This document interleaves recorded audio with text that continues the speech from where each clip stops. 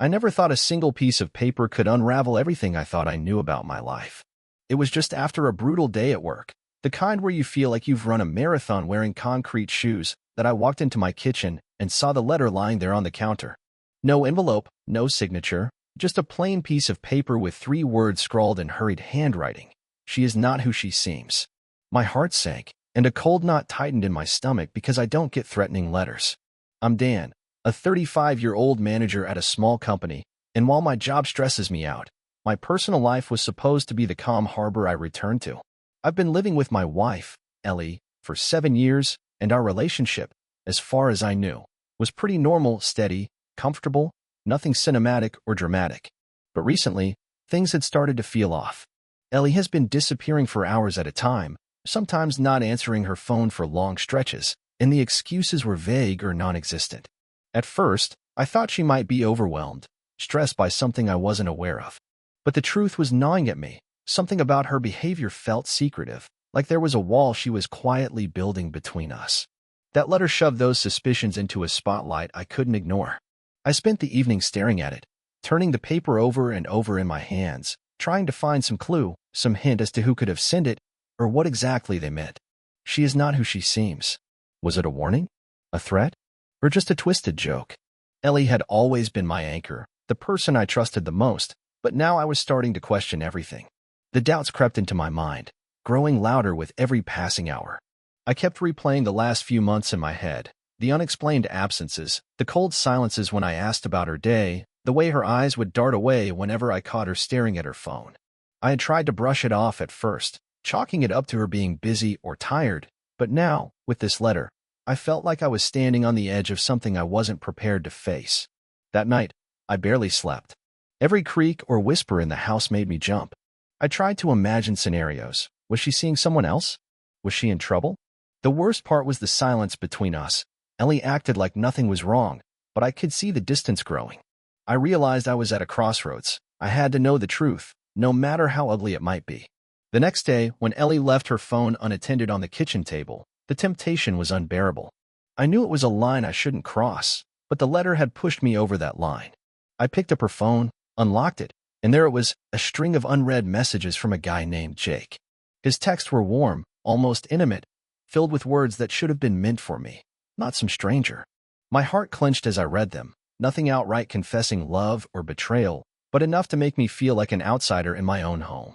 I knew I had to confront Ellie, but I wasn't sure if I was ready for what would come next. I didn't expect to find the messages from Jake sitting there on Ellie's phone, but once I did, everything inside me twisted into a knot that was hard to untangle. The messages weren't obvious confessions or wild declarations. They were subtle, gentle, and carried a warmth that I hadn't felt from Ellie in a long time. Phrases like "thinking of you" and "hope you're doing okay" popped up alongside bits of shared memories and inside jokes that made my chest tighten with a mix of jealousy and confusion. I could see that Ellie hadn't read these messages, or at least hadn't responded to all of them, which made me wonder if she was hesitant or conflicted about whatever this connection with Jake really meant. I felt like I was standing outside a door I wasn't supposed to open, but curiosity and a growing sense of betrayal forced me to push it open just a crack. When Ellie came back into the kitchen and saw me holding her phone, the look on her face was immediate, she knew. The way she glanced away, that brief flicker of guilt or frustration, whatever it was, it hit me hard. When I asked her about Jake, she was quick to dismiss it, calling him just a friend from the past, someone she had known for years and who had been there during some tough times before we met. Her voice was calm but defensive, and I could tell she was trying to keep the situation from spiraling into something bigger. Still, the damage was done. I wanted to believe her, but every word felt like a carefully placed brick in a wall she was building to keep me out, and it made me question how much I really knew about the woman I'd shared my life with for 7 years. That evening, while I tried to digest everything, the doorbell rang, and when I opened the door, Jake was standing there, looking calm but with a seriousness that immediately set my nerves on edge. He said he wanted to talk to me, to Dan, not Ellie, and despite the tension knotting my stomach, I invited him inside. He explained that he had known Ellie for a long time, longer than I had, and that she had always been someone who struggled with big decisions, someone who reached out when she needed emotional support because she didn't always feel like she had that at home. Jake told me he wasn't there to cause trouble or break us apart, but to be honest about their friendship because he felt that things were becoming complicated for Ellie. His words were measured, almost gentle, but every sentence only made me feel more suspicious and hurt. It was clear to me that Ellie had been leaning on him in ways she hadn't with me, and even though Jake insisted he wasn't a threat, the truth was that his presence made everything feel fragile, like the foundation of what I thought was solid was cracking under my feet. After he left, I was left staring at the empty doorway, trying to piece together what all of this meant for us and for the trust one thought we had. When Ellie finally sat down and opened up, the truth she shared was raw and painful, but also surprisingly human. She told me about the loss of her mother a while back, how that grief had settled over her like a shadow she couldn't shake, and how lately, she felt increasingly alone even though we lived together. She said that she felt unheard, like I was living my own life and not really seeing her anymore, and that the emotional distance between us had grown so wide she didn't know how to cross it. Jake, she admitted, had become a friend in that lonely place, a person who understood her pain and offered the support she desperately needed. She insisted that she wasn't cheating on me, that there was no betrayal beyond the emotional gap we had let grow between us. The hardest part was hearing how much she missed the closeness and intimacy we once had, how she longed for the kind of connection that felt safe and real, not just physical, but deep in a way that neither of us had nurtured for too long. Listening to her made me realize how much I had been shutting down, how my own stress and distractions had blinded me to what she was going through. It was painful but also a wake-up call. The real betrayal wasn't a hidden affair or lies, but the creeping indifference that had been eating away at us quietly for years. After Ellie's confession, I thought maybe we had finally started to break down the walls between us, that we could face the mess we'd let grow in the silence of our routine lives. But the reality was far more complicated than I could have imagined. A few days later, just when I thought things might settle, the doorbell rang again.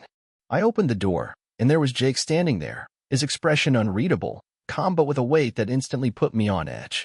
He said he wanted to talk to me, to Dan, he repeated carefully, as if he was trying to make sure I knew he wasn't here to argue with Ellie or stir up drama, but that he felt the need to explain himself directly. I invited him in, though every instinct screamed to shut the door and lock it. Once inside, Jake didn't waste time. He told me about how long he'd known Ellie, about the parts of her story that even I hadn't heard, the fears and doubts she'd confided in him during moments when she felt too vulnerable to turn to me. He described her as someone who had been searching for support, for someone to listen without judgment, because she felt increasingly isolated, trapped in a life that didn't reflect who she really was anymore.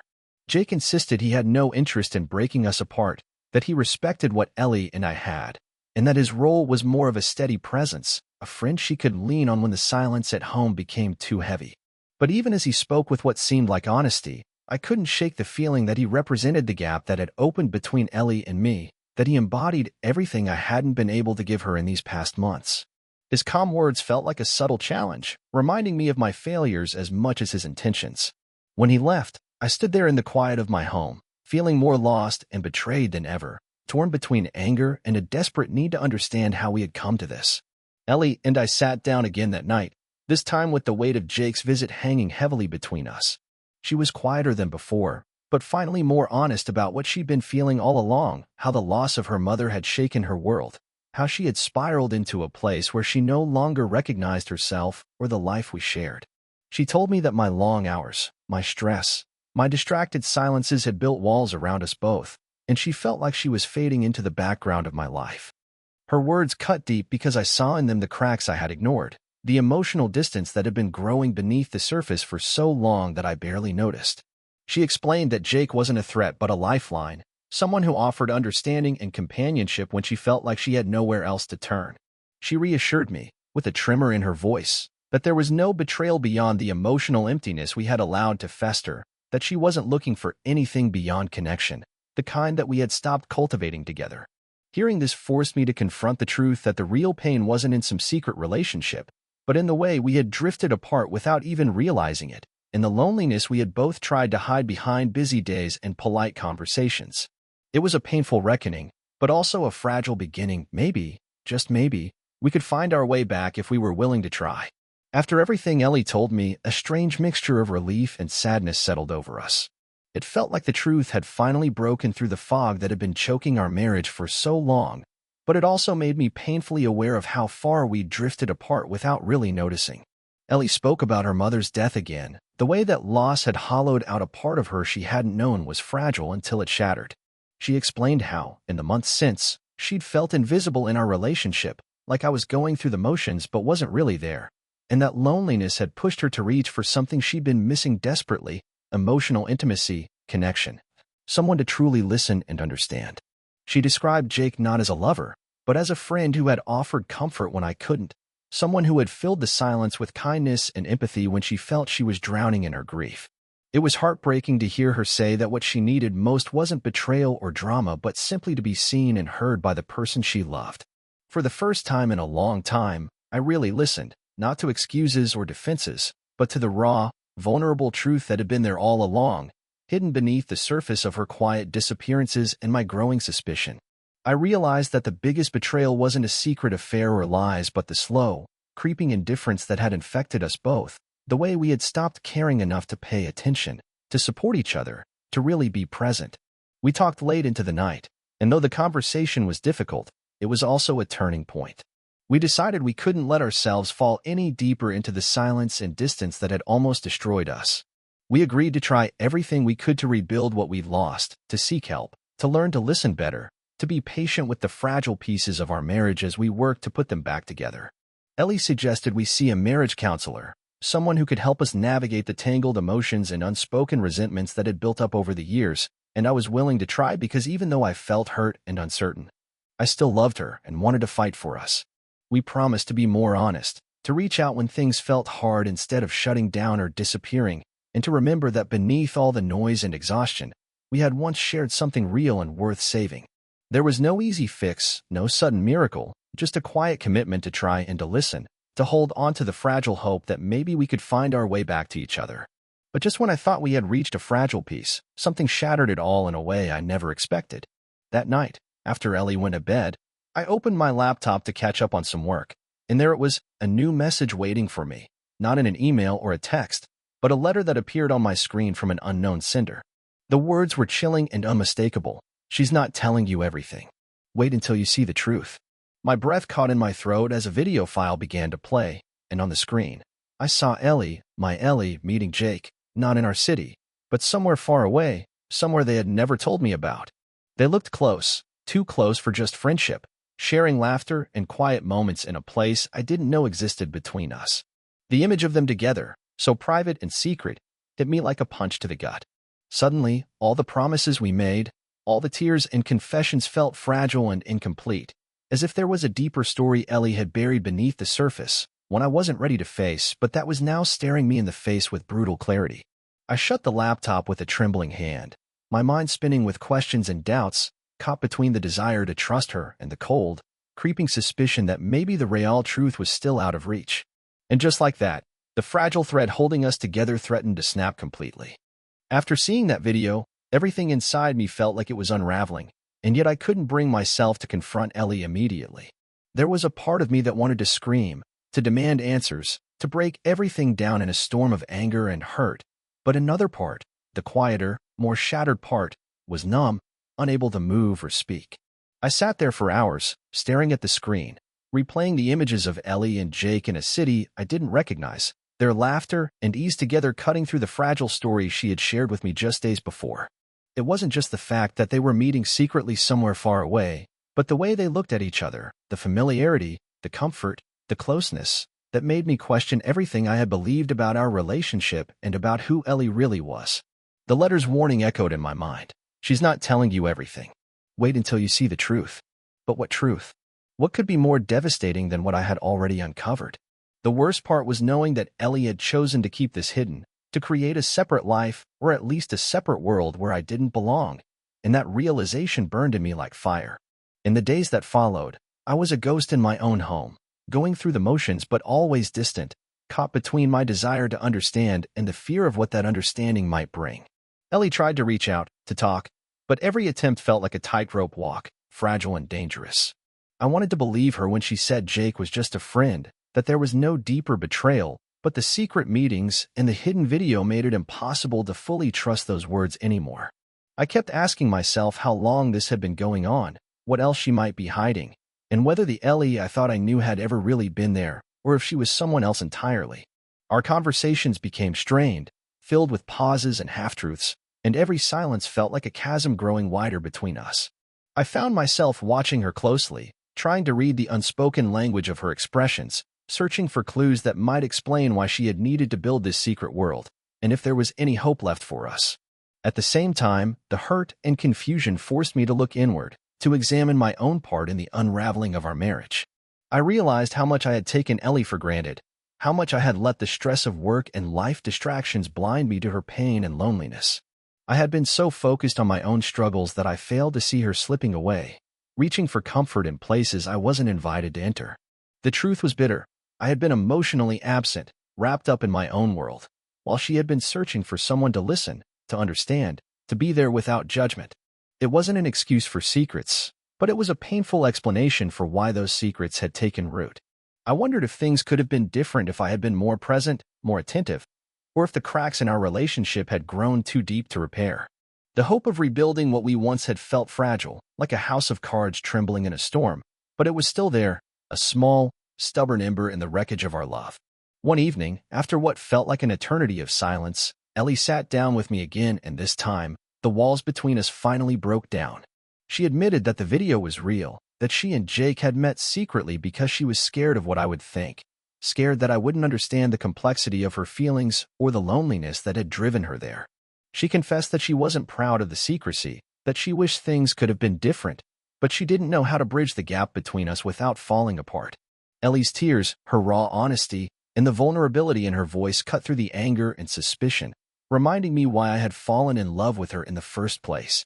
She said she wanted to fight for us, to be honest and open, and to heal the wounds that had festered in silence for too long.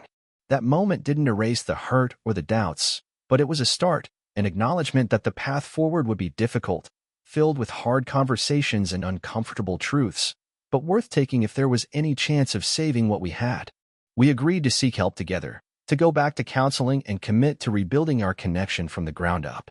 There was no quick fix or magic solution, just a slow, painstaking process of learning how to listen, how to be present, and how to hold space for each other's pain without judgment. I realized that trust isn't something given freely or easily. It's earned in the quiet moments, in the small acts of kindness and understanding that build a foundation stronger than fear or suspicion. Ellie and I made a tentative promise to face the truth together, no matter how painful, and to fight for the kind of intimacy that had been missing for so long. We both knew it wouldn't be easy. The scars left by secrets and silence don't fade overnight. But for the first time in months, I felt a flicker of hope that maybe we could find our way back from the edge, that love, flawed, complicated, and fragile as it is, could still survive. Yet, even as we took these steps, the shadow of that unknown cinder's warning lingered in the back of my mind. She's not telling you everything. It was a reminder that the road ahead might hold more surprises, more truths that we hadn't faced yet. But I also knew that whatever came next, I wasn't going to walk it alone.